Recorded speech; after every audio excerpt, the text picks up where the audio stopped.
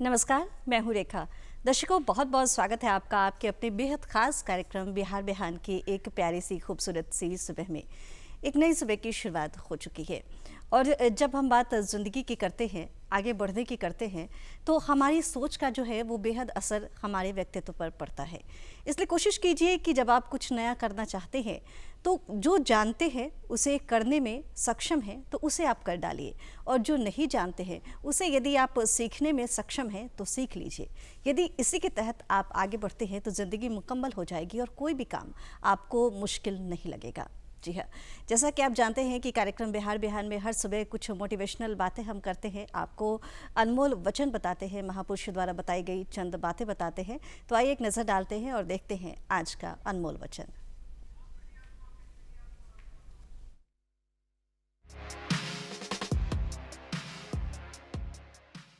Doctor APJ Abdul Kalam ने कहा था, अगर तुम सूरज की तरह चमकना चाहते हो तो पहले सूरज की तरह जलो। जैसा कि आप जानते हैं कि राष्ट्रीय पोषण माह हम मना रहे हैं, पोषण सप्ताह अभी चल रहा है, और इन तमाम विषयों पर बातचीत करने के लिए आज हमारे बीच उपस्थित हैं मिथिलेश मिश्रा जी। मिथिलेश जी, बहुत बहुत स्वागत करना चाहूँगी आपका। आपके विषय में अपने दर्शकों को बताऊं कि आप भारतीय प्रशासनिक सेवा के 2011 बैच के पदाधिकारी हैं।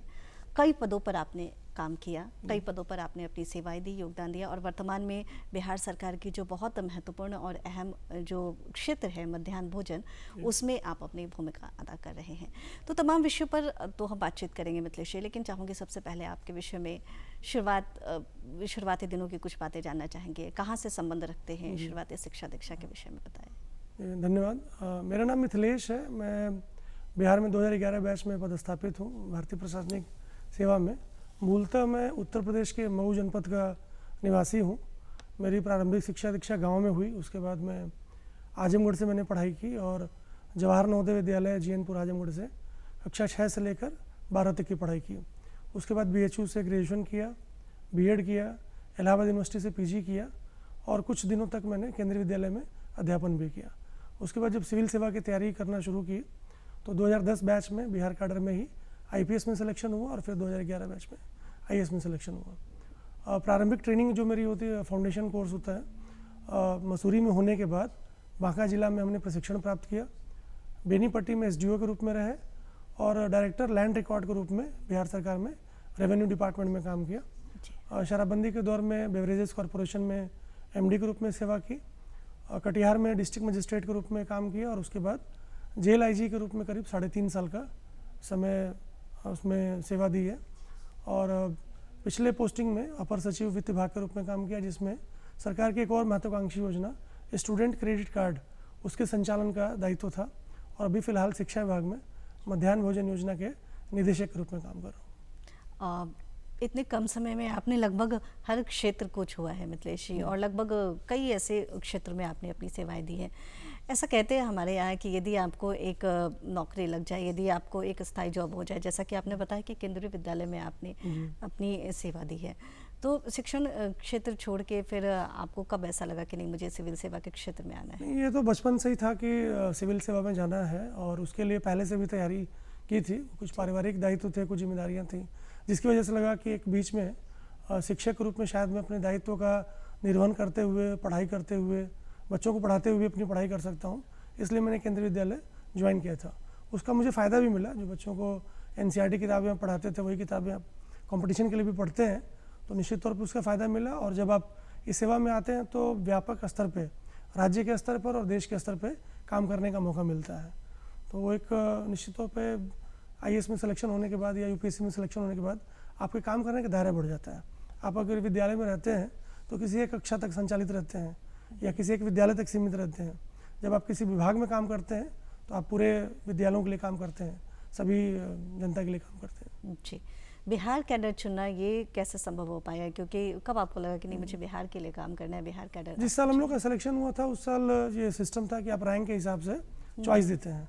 तो यूपी का रहने की वजह से प्रथम जो चॉइस थी वो यूपी की थी, सेकंड चॉइस फिर बिहार की थी। क्योंकि भाषा, बोली, संस्कृति घर के नज़दीक होने की वजह से कभी ऐसा नहीं हुआ कि अलग देश, अलग प्रदेश जैसा कुछ भी नहीं होता है। तो इसलिए हमेशा रहा कि घर जैसा ही माहौल है और काम करने का अवसर यहाँ पर बहुत ही ज़्यादा है।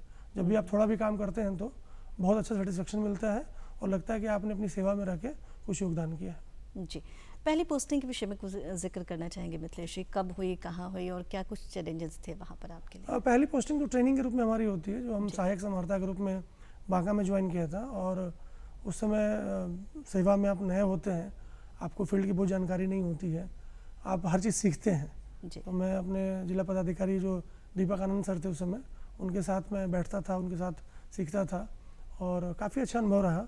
3 महीने करीब बीडीओ के रूप में जब चार्ज मिलता है आपको इंडिपेंडेंट रूप में, सीखने का काफ़ी अच्छा अवसर रहता है।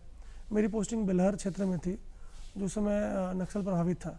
तो ऐसे लोगों के बीच में काम करना, मेडिकल कैंप आयोजित करना, बच्चों के लिए फुटबॉल के मैचेस कराना, इंदिरा आवास की राशि वितरित करना, मेडिकल कैंप लगाना, तो उससे बहुत सेटिस्फेक्शन मिलता है। और लोगों के बीच में जिस काम को सोचकर आप इस सेवा में आए थे, अगर वो काम कर पाते हैं तो आपको बहुत अच्छा लगता है। जी, अभी आपने बताया कि आपने स्टूडेंट क्रेडिट कार्ड के क्षेत्र में भी बहुत सारे ऐसे काम किए हैं, क्योंकि किसी भी विद्यार्थी के लिए जो वित्त क्षेत्र होता है वो बेहद अहम हो जाता है। और सरकार की ये जो योजना थी कि नहीं, वित्तीय रूप से किसी भी विद्यार्थी को दिक्कत नहीं होनी चाहिए, और वित्त विभाग ने स्टूडेंट क्रेडिट कार्ड योजना का जो शुभारंभ हुआ, जो बिहार सरकार की तरफ से किया गया, उसमें आपने अपनी सेवाएं दी हैं। तो उसके विषय में क्या कुछ जिक्र करना चाहेंगे? ये बहुत ही महत्वाकांक्षी योजना है और ऐसे बच्चे जो धन के अभाव में, जो पैसे फीस नहीं दे सकते, उसके अभाव में नहीं पढ़ पाते हैं, या जो मनोवांछित कोर्स है या जहाँ से पढ़ना चाहते हैं उस विश्वविद्यालय से या उस प्राइवेट कॉलेज से नहीं पढ़ पाते हैं, उनके लिए बहुत ही अच्छी योजना है।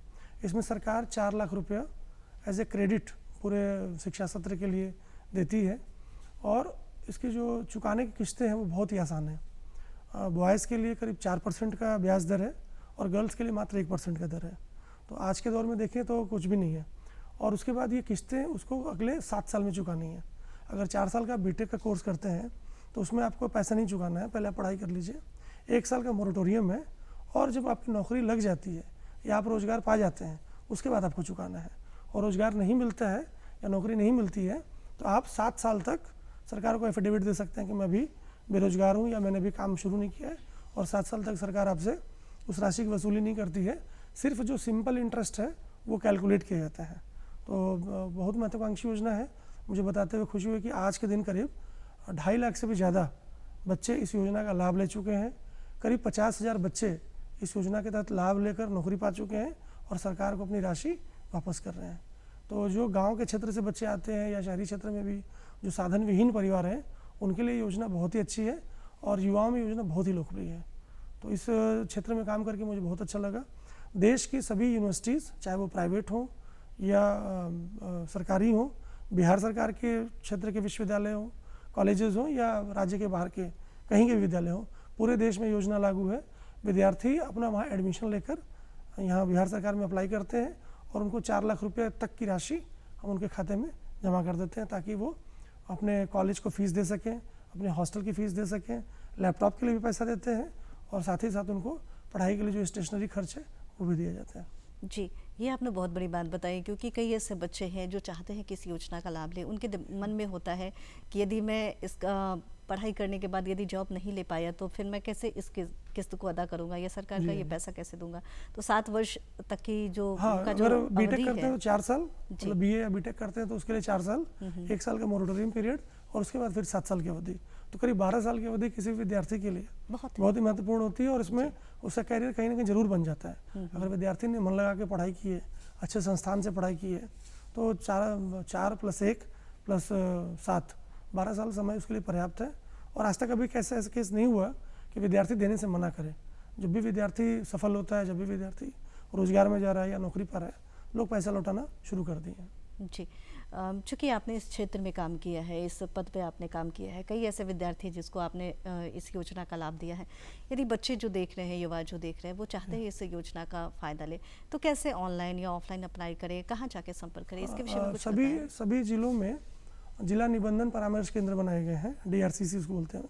वहाँ भी जाके अप्लाई कर सकते हैं, ऑनलाइन पोर्टल पे भी अप्लाई कर सकते हैं।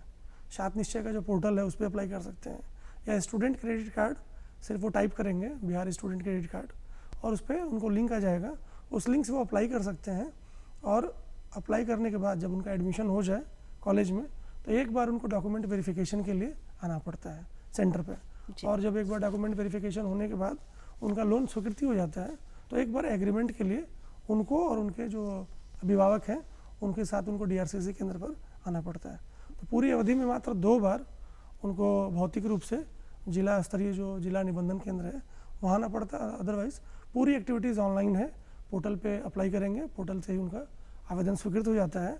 सिर्फ डॉक्यूमेंट वेरिफिकेशन और एग्रीमेंट के लिए उनको केंद्र पर आना पड़ता है। जी, मिथिलेश जी, यदि हम बात करें इस विभाग की, यदि बिहार राज्य शिक्षा वित्त निगम की बात करें, वित्त विभाग की बात करें, तो ये विभाग केवल स्टूडेंट क्रेडिट कार्ड योजना के लिए काम करती है या कुछ ऐसे और योजनाएं हैं जो विद्यार्थियों के लिए चलाए जाते हैं? इस विभाग के उद्देश्यों के विषय में कुछ बताना चाहेंगे? शिक्षा वित्त निगम का तो जो मूल उद्देश्य ये था कि सरकार ने जब स्टूडेंट क्रेडिट कार्ड योजना लागू की थी तो उसमें योजना ये थी कि शिक्षा विभाग उस ऋण की स्वीकृति देगा और उस ऋण की अदायगी, ऋण जो देना है बैंक करेंगे। लेकिन जो भी व्यावसायिक बैंक थे उनके जो टर्म्स कंडीशन थे बहुत टफ थे और विद्यार्थियों को बहुत ज़्यादा परेशान होना पड़ता था। अगर विद्यार्थी ने बिहार के बाहर कहीं एडमिशन ले लिया तो बैंक उनको बार बार बुला रहे थे, उनके डॉक्यूमेंट वेरिफिकेशन कर रहे थे, पैन कार्ड चेक कर रहे थे, उनका सिविल स्कोर चेक कर रहे थे। और योजना जिस गति से हम लोग चाहते थे कि इस योजना को गति मिले, वो योजना गति नहीं प्राप्त कर रही थी। तो माननीय मुख्यमंत्री ने ये निर्देश दिया कि बिहार सरकार खुद अपना बैंक बनाए, अपनी एक कंपनी बनाए।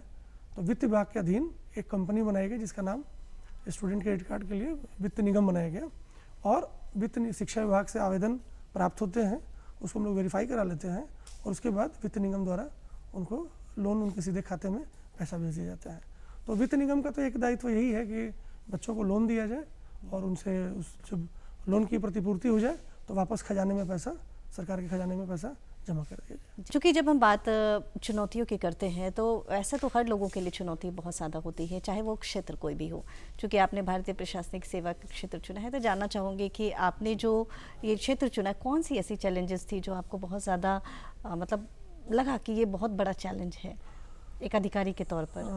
पहले जब मैं छोटा था, स्कूल में लौट के आता था तो आजमगढ़ में कचहरी में हमारी दुकान हुआ करती थी, अभी भी दुकान है। तो मैं उस दुकान पर स्कूल के बाद बैठता था और कुछ लोगों को मैं देखता था कि हफ्ते हफ्ते आते हैं, कुछ लोग महीने महीने में आते हैं, कुछ लोग 2-4 महीने में आते हैं और वो आते हैं और फिर चले जाते हैं, फिर 3 महीने बाद आते हैं।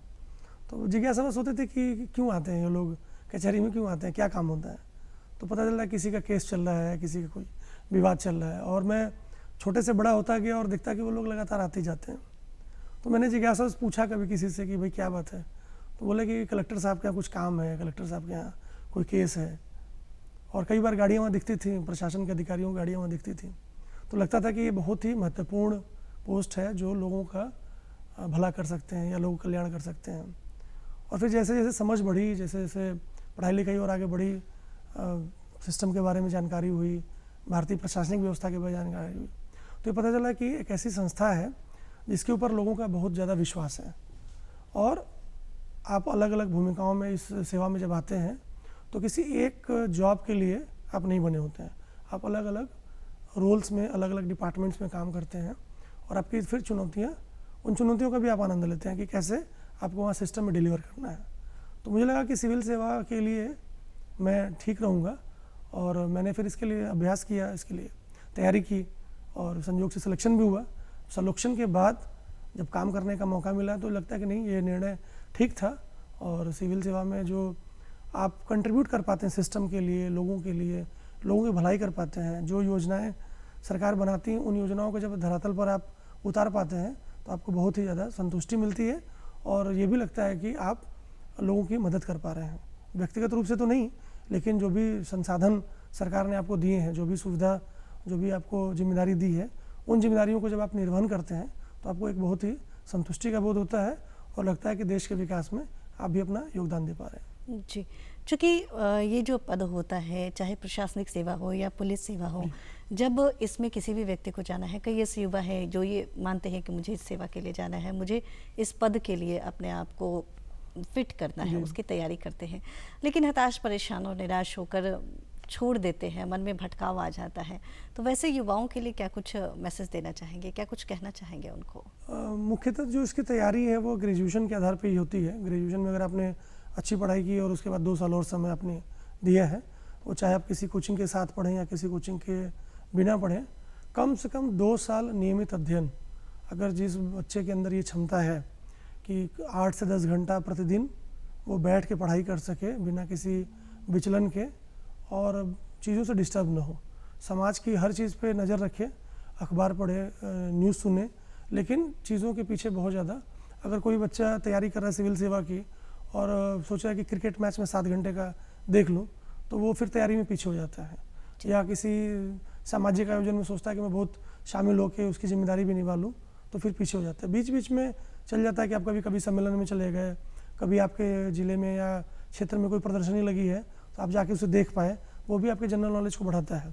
लेकिन नियमित तौर पे 2 साल अगर आप अध्ययन करते हैं फोकस्ड होके, चाहे किसी कोचिंग के मार्गदर्शन में, चाहे किसी मेंटर के साथ या सीनियर्स के साथ या अपने ग्रुप में, अगर 2 साल की आप नियमित तैयारी करते हैं, तब जाके इस परीक्षा के लिए आपका जो नॉलेज का बेस है वो तैयार होता है। और अगर 8 से 10 घंटे लगातार मेहनत कर सकते हैं, तभी इस जॉब के लिए आप अपने आप को तैयार कर पाते हैं, क्योंकि सेवा में आने के बाद आपको रोज़ 10 से 12 घंटे मेहनत करनी पड़ती है। तो जो बच्चा तैयारी करने में उतना सक्षम नहीं है, वो सेवा में आने के बाद काम करने फिर उसको दिक्कत होगी। जी, क्योंकि जो ये पोस्ट होता है वो ना केवल अपने लिए बल्कि पूरे राज्य के लिए होता है, पूरे जिले के लिए होता है, इसलिए तैयारी पहले से ही करनी तैयारी पहले से करनी पड़ती है। हर चीज़ की एक सामान्य समझ होनी चाहिए। प्रशिक्षण में तो बताया जाता है, लेकिन फिर भी हर चीज़ की एक सामान्य जानकारी होनी चाहिए। लोगों से व्यवहार कैसे करना, उसकी व्यवहार कुशलता होनी चाहिए, क्योंकि आप पब्लिक डीलिंग के क्षेत्र में रहते हैं, आम जनता भी आपसे मिलती है, दूसरे विभाग के पदाधिकारी मिलते हैं, आपके जो राजनीति के लोग हैं उनसे भी आपकी मुलाकात होती है, और जो जन आकांक्षाएँ हैं उनको भी आपको समझना पड़ता है। तो जब आप सब चीज़ों के बारे में थोड़ा थोड़ा जानते हैं, क्षेत्रीय चीज़ों को समझते हैं, तब आप सेवा में अच्छा कर पाते हैं। तो जो बच्चे 2 साल तक खूब मन लगा के पढ़ सकते हैं, और जो हताश होने की बात है उसके लिए मैं यही कहूँगा कि जिस चीज़ की आप तैयारी कर रहे हैं वो अपने आप में इतनी मोटिवेशनल है कि इतना चुनौतीपूर्ण आपका काम है या इतने महत्वपूर्ण दायित्व को आप निभाने जा रहे हैं, अगर आप सिर्फ ये सोच लें कि हाँ जो मैं तैयारी कर रहा हूँ इसको सफल होने के बाद मैं क्या भूमिका निभाने जा रहा हूँ, तो मेरे ख्याल से आपको हताश होने की आवश्यकता नहीं है। कई बार होता है कि आपका प्रयास कमज़ोर है या कई बार 1-2 नंबर से आप छूट जाते हैं, तो उसके लिए फिर आपको किसी योग्य व्यक्ति से मार्गदर्शन लेना चाहिए कि किस विषय में मेरे नंबर कम आ रहे हैं, या राइटिंग स्किल्स में क्या दिक्कत हो रही है, या लिखने की जो स्पीड है उसमें कोई गलती तो नहीं हो रही है, लिखने की जो शैली है वो बात पूरी आप लिख पा रहे हैं कि नहीं, अपनी जो चीज़ जानते हैं। तो अगर सही से मार्गदर्शन प्राप्त करेंगे तो मेरे ख्याल से जो भी अच्छे बच्चे तैयारी करने के लिए हैं वो इसमें सफल होते हैं। जी, चूँकि अभी हम पोषण माह की बात कर रहे हैं, अभी जो हम मना रहे हैं ये राष्ट्रीय पोषण माह के रूप में मनाते हैं, तो इसके विषय में क्या कुछ आप बताना चाहेंगे? जो स्वास्थ्य विभाग द्वारा फैमिली सर्वे कराया गया है और बीच बीच में रिपोर्ट्स आती रहती हैं, तो उसकी जो तस्वीर निकल के आई है उसमें ये पता चलता है कि हमारे देश में करीब 50% बच्चे कुपोषित हैं, और ये फैक्ट है और इसको सभी लोग स्वीकार करते हैं। जो किशोरियाँ हैं उसमें एनीमिया की जो दर है वो करीब 60% के आसपास है। जो माताएं दूध पिला रही हैं उनके अंदर भी पोषक तत्वों की कमी है। तो स्वास्थ्य के आधार पर अगर हम देखें तो हमारे देश में जो इंडिकेटर्स हैं बच्चों के लिए, और विशेष रूप से ग्रामीण क्षेत्रों में और आदिवासी क्षेत्रों में, वो बहुत ही अच्छे नहीं हैं।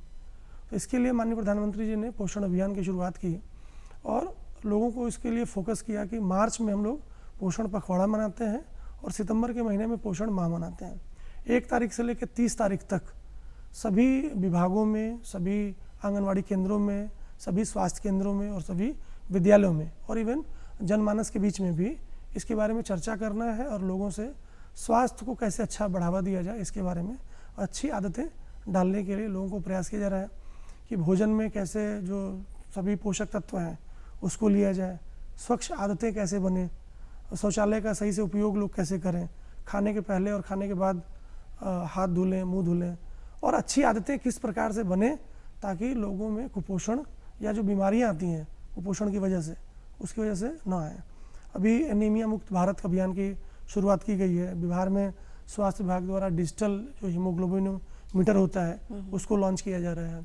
इसी महीने में 20 तारीख को और 22 तारीख को हम लोग एल्बेंडाजोल की गोलियां सभी मास ड्रग एडिक्शन में, मास ड्रग्स एडमिनिस्ट्रेशन में सभी लोगों को देने जा रहे हैं ताकि एल्बेंडाजोल गोली खाने से जो पेट में कीड़े होते हैं वो दूर होते हैं। बहुत लोगों को इसके बारे में पता नहीं है, बहुत से बच्चे इसलिए कुपोषण का शिकार हो जाते हैं कि उनके पेट में कीड़े हैं, वो कुछ भी खाएंगे तो खाना ठीक से पचेगा नहीं।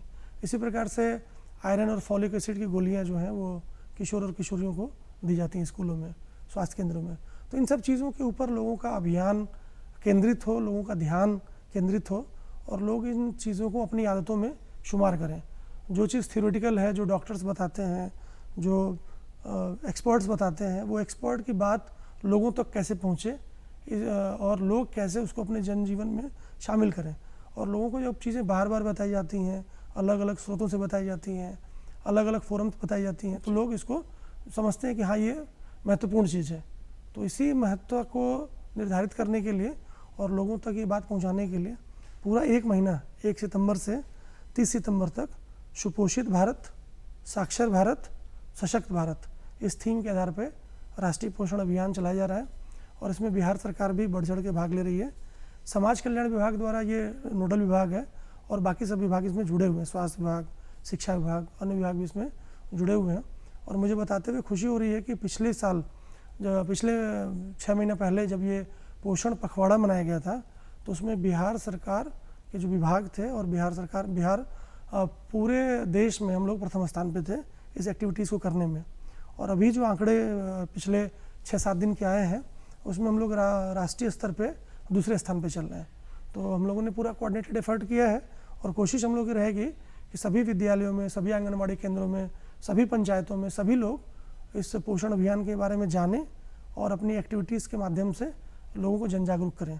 तो ये जागरूकता फैलेगी तो निश्चित तौर पे इसका लाभ आने वाली पीढ़ी को मिलेगा, बच्चों को मिलेगा और किशोर और किशोरियों को इसका लाभ मिलेगा। जी, जब हम बातें स्वच्छता की करते हैं, जब हम बातें ये बताने के लोगों की करते हैं कि आपको किस तरीके से अपने आप में परिवर्तन लाना है, तो व्यवहार परिवर्तन एक बहुत बड़ी चीज़ हो जाती है। और यदि आप लोगों का व्यवहार परिवर्तन करने में सक्षम हैं तो कई ऐसी योजनाएं हैं जिसका लाभ लोग ले सकते हैं। यदि हम बातचीत करें वर्तमान के समय की, तो बिहार में भी अभी अब मध्याह्न भोजन जो बिहार सरकार की एक बहुत ही महत्वपूर्ण योजना है, इसके भी निदेशक के रूप में आप कार्यरत हैं, यहाँ पर भी अपनी सेवा दे रहे हैं। इसके विषय में क्या कुछ बताना चाहेंगे? ये मध्याह्न भोजन योजना की शुरुआत अगर राष्ट्रीय स्तर पर देखें तो बहुत पहले हुई थी और बीच बीच में कुछ राज्य सरकारें अपने फंड से बच्चों को खाना खिलाने के लिए आगे आती थी कि बच्चों को खाना खिलाया जाए। लेकिन 1995 में सुप्रीम कोर्ट ऑफ इंडिया ने एक डिसीजन दिया और उसमें कहा कि बच्चों को पोषण के तहत खाना मिलना चाहिए। तो शुरुआत में कुछ दिनों तक बच्चों को सूखा राशन दिया गया, फिर कक्षा 1 से 5 तक दिया गया था शुरू में, फिर कक्षा 1 से 8 तक का अभियान चलाया गया। फिर ये हुआ कि बच्चों को सूखा राशन दे दिया जाता है और बच्चे खाते हैं या नहीं खाते कौन देखता है, उसको घर लेके चले जाते हैं बच्चे राशन। तो हुआ कि नहीं, स्कूल में खाना बना के बच्चों को गर्मा गर्म खाना स्कूल में ही जो मध्याह्न होता है, मध्याह्न अवकाश, उसमें खाना खिलाया। इसलिए इसका नाम भी मध्याह्न भोजन पड़ गया, दोपहर का भोजन हो गया। तो बिहार सरकार में भी इसके लिए एक समिति गठित की गई, एक निदेशालय बनाया गया और अभी वर्तमान में इस योजना में भारत सरकार 60% राशि भारत सरकार देती है, 40% राशि बिहार सरकार देती है और बिहार सरकार अलग से भी जैसे रसोइयों का मानदेय है उसमें कुछ अतिरिक्त राशि देती है। सप्ताह में बच्चों को 1 दिन अंडा देना है, उसके लिए एक राशि बिहार सरकार द्वारा दिया जाता है और बाकी पदाधिकारियों की पोस्टिंग, मॉनिटरिंग और जो भी सुविधाएं अधिकारियों को देनी है ताकि इस योजना का अच्छा मॉनिटरिंग हो सके, तो इसके लिए हम लोग काम करते हैं। इस योजना के तहत कक्षा 1 से 8 तक जो अभी नामांकित विद्यार्थी हैं करीब बिहार में 1 करोड़ 88 लाख, उसकी हम लोग योजना बनाई है और जो औसत देखा गया पिछले सालों का करीब 1 करोड़ 8 लाख बच्चे विद्यालय आते हैं, करीब 60% के आसपास बच्चे विद्यालय आते हैं। तो इन 60% बच्चों को 70,000 स्कूलों में हम लोग प्रतिदिन खाना खिलाते हैं और इसका यही लक्ष्य है कि प्रतिदिन प्रति विद्यालय प्रति छात्र जो मध्याह्न भोजन बनता है वो खाएं। और उसमें जो पौष्टिकता की बात है कि जो छोटे बच्चे 1 से 5 तक, उसके लिए प्रतिदिन 100 ग्राम चावल FCI और SFC के माध्यम से सब्सिडाइज रेट पर हमें भारत सरकार द्वारा प्राप्त होता है और जो कक्षा 6 से लेकर 8 तक के बच्चे हैं उनके लिए 150 ग्राम चावल प्रतिदिन अलग अलग उसका खाना बनता है। कभी चावल बना, कभी पुलाव बना, कभी खिचड़ी बना, तो मेनू भी चेंज किया जाता है। उसके साथ दाल या सब्जी के साथ बच्चों को खाना खिलाया जाता है। तो चैलेंज हम लोग सामने यही है कि सभी बच्चों को खाना खिलाया जाए, बच्चों को खाना रुचिकर लगे, बच्चे खाना खाएं। और ये भी देखा गया है, जो स्टडीज़ हुई हैं, कि अगर बच्चों को दोपहर में खाना मिलता है तो बहुत से ऐसे परिवार हैं जिनमें बच्चों को सिर्फ खाना खाने के लिए या खाना कमाने के लिए बाहर जाके काम करना पड़ता है। जी, तो ऐसे बच्चों का विद्यालय नहीं छूटे, कम से कम एक समय का भोजन हम उनको विद्यालय में मुहैया कराएंगे, तो बच्चे स्कूल आएंगे, बच्चे साथ में खाना खाएंगे, बच्चे पढ़ाई करेंगे। तो जो हम लोग की कोशिश है कि बिहार में बदलाव हो और हमारी व्यवस्था अच्छी बने, बच्चे पढ़ लिख के सशक्त नागरिक बने, तो उसके लिए मध्याह्न भोजन योजना एक बहुत ही मूलभूत सुविधा के रूप में, एक सशक्त कड़ी के रूप में काम करती है। जी, आपने जैसा बताया मिथिलेश जी, चूँकि जब बातें होती हैं बच्चों की विद्यालय में लाने की बच्चों को, तो ऐसा आपने बताया कि कई ऐसे पेरेंट्स हैं जो ये सोचते हैं कि बच्चों के लिए, उनका पेट भरने के लिए उनके पेरेंट्स जाते हैं घर से बाहर, कमाने जाते हैं, उनके भोजन का प्रबंध करने जाते हैं। लेकिन यहाँ तो सरकार की योजना है, बच्चे जो विद्यालय में आएंगे वो भोजन करेंगे और साथ में शिक्षा भी ग्रहण करेंगे। तो आपको क्या लगता है, इससे यदि हम साक्षरता की बात करें, यदि हम इससे बच्चों के साक्षरता दर बढ़ाने की बात करें, तो ऐसा हुआ है बच्चे विद्यालय तक आ रहे अभी मैं हैं? बता रहा था कि कई स्टडीज ऐसी हुई हैं जिसमें पाया गया है कि जब मध्याह्न भोजन बनता है, जिन विद्यालयों में मध्याह्न भोजन नियमित तौर पे बनता है, बच्चे वहाँ नियमित तौर पे विद्यालय आते हैं। और जिन विद्यालयों में किसी कारणों से मध्याह्न भोजन कुछ दिन तक बंद रहा है या कभी चालू नहीं हुआ, तो उन विद्यालयों में बच्चों की उपस्थिति कम है। अच्छा। तो बच्चे, अगर मध्याह्न भोजन बनता है और अच्छा खाना बनता है विद्यालय में जो बच्चों के लिए रुचिकर हो, तो बच्चे विद्यालय आते हैं, रहते हैं और दोपहर में खाना भी खाते हैं, उसके बाद पढ़ाई भी करते हैं। तो इसके बारे में कई अध्ययन भी हुए हैं और इसको और रुचिकर बनाने के लिए बच्चों का भोजन पौष्टिक हो, बच्चों के विद्यालय में स्वास्थ्य जांच भी की जाती है और उनको आयरन और फॉलिक एसिड की खुराक भी दी जाती है। तो मध्याह्न भोजन योजना एक मूलभूत योजना है जिसके माध्यम से उनके स्वास्थ्य का परीक्षण भी किया जाता है, उनका पोषण भी बना रहे। और अगर लंबे समय तक बच्चे विद्यालय में रहते हैं, एक समय का गर्मा गर्म भोजन दोपहर में उन्हें मिलता है, तो भोजन के अभाव में जो पौष्टिक तत्वों की जो कमी है उसको भी दूर किया जा सकता है। मुझे ये भी आपको बताते हुए खुशी हो रही है कि अभी जो विद्यालयों में चावल दिया जाता है, वो चावल सामान्य चावल नहीं है, वो फोर्टिफाइड राइस है। और फोर्टिफाइड राइस में आयरन का कंटेंट, आयरन और फोलिक एसिड का कंटेंट पहले से मौजूद रहता है। तो बच्चों को उस चावल के माध्यम से जो सूक्ष्म तत्व है वो भी उनको दिया जाता है, ताकि जब वो उनको हीमोग्लोबिन की समस्या न हो। जो अनीमिया मुक्त भारत की मैंने चर्चा की, उस अभियान में ये फोर्टिफाइड राइस और मध्याह्न भोजन का भी बहुत बड़ा योगदान है। सर, बहुत सारी चर्चाएं हमने की हैं, अभी हम चर्चा कर रहे थे मध्याह्न भोजन की। आपने बताया कि क्या कुछ प्लानिंग है, क्या कुछ योजनाएं हैं, कैसे आप बच्चों को सशक्त और उनका जो आहार होता है उसे बेहतर करने में लगातार आप प्रयास कर रहे हैं।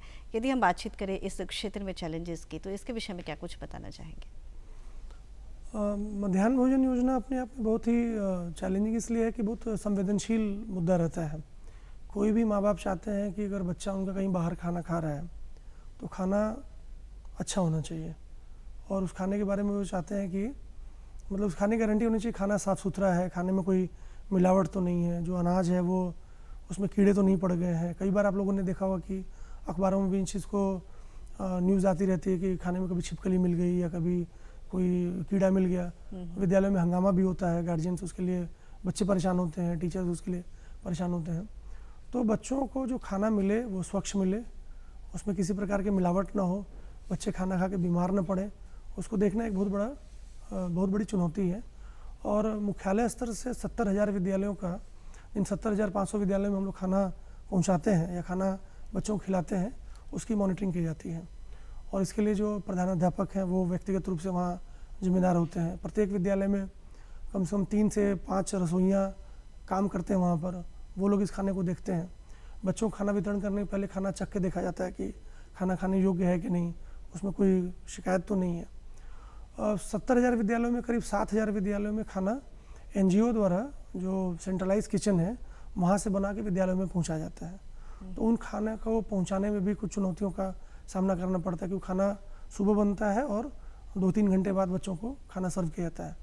तो डब्बा में खाना बंद हो जाता है तो खाना ख़राब ना हो जाए, इसलिए समय से खाना पहुँच जाए, खाने का जो टेस्ट है वो बरकरार रहे और खाने में कोई अशुद्धि या कोई मिलावट ना हो पाए, इसको भी देखना रहता है। इसके अलावा चूँकि इस योजना का संचालन हर एक विद्यालय लेवल पर होता है, जिसको हम लोग यहाँ से राशि जिलों के माध्यम से हेडमास्टर्स को भेजते हैं, और उस राशि का संचालन, उस राशि से जो भी सामान खरीदना है वो विद्यालय के प्राचार्य हैं, HM है, वो खरीदते हैं।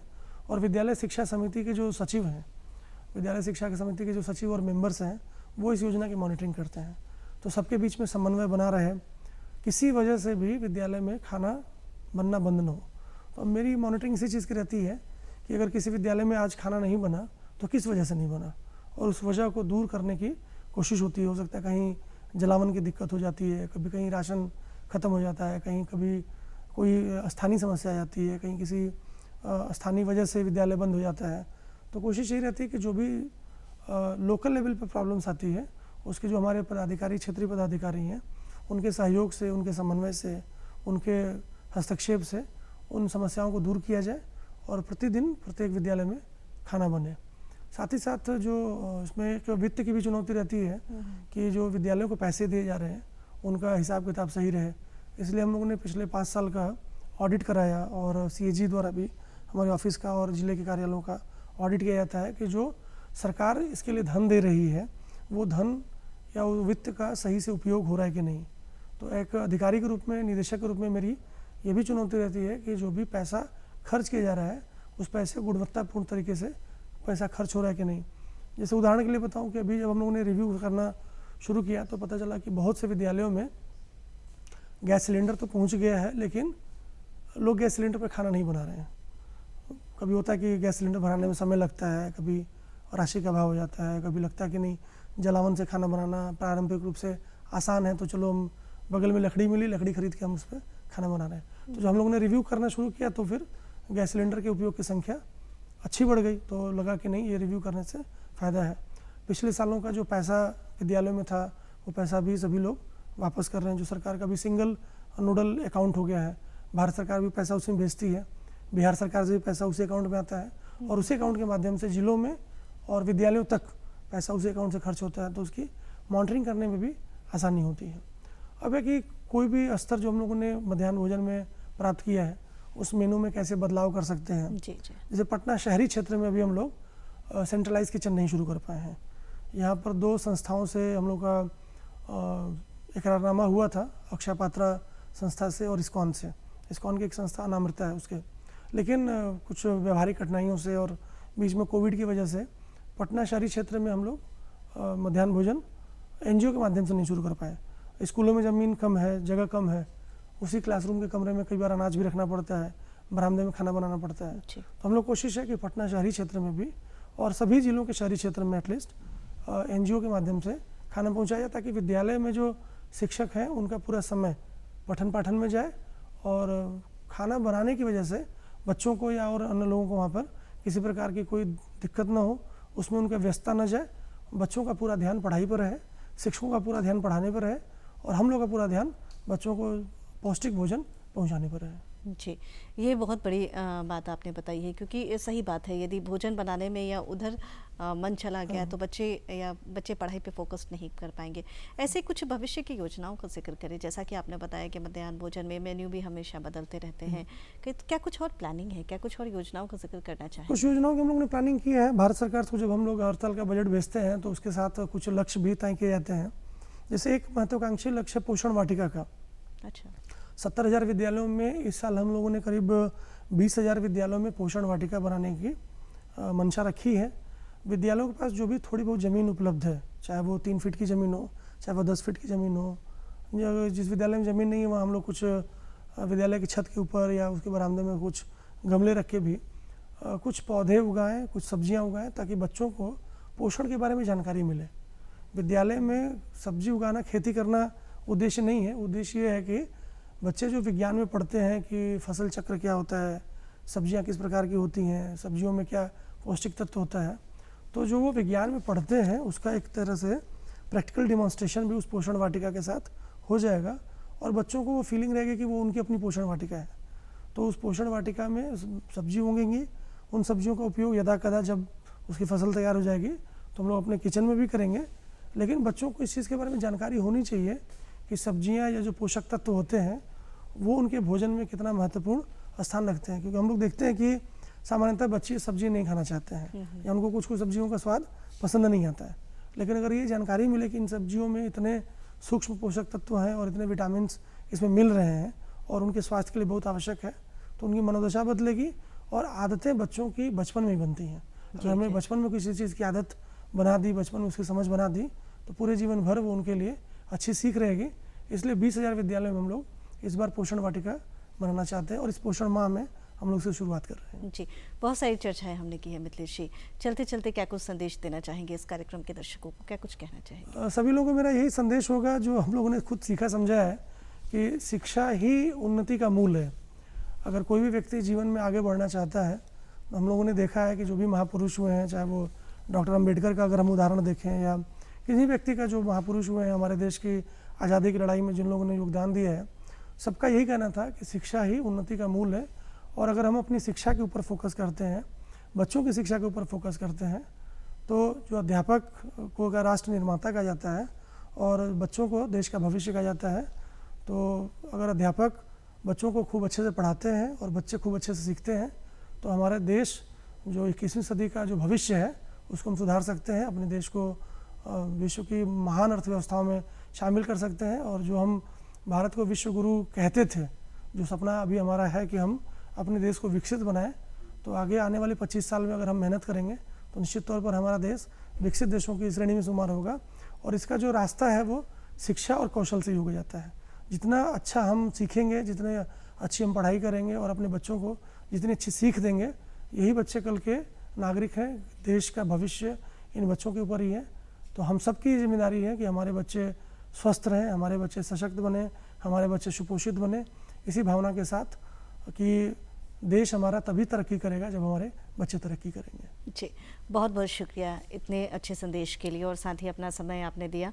हमारे दर्शकों से इतनी अहम चर्चाएं की, कई ऐसे मुख्य बिंदुओं पर आपने अहम जानकारी दी। बहुत बहुत शुक्रिया। बहुत बहुत धन्यवाद।